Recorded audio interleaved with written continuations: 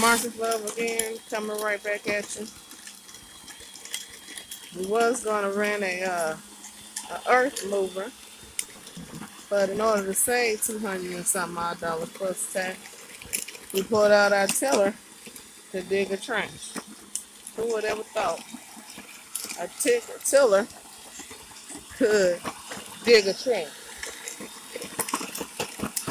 You do what you gotta do with what you have, because we gotta get the water from here, because we got a little drain hole right here, and get it routed this way so that it can stop. Sorry, so it can stop flooding the yard.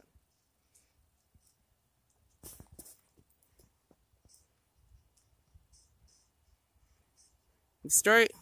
Get my hands swollen up. That's arthritis kicking in.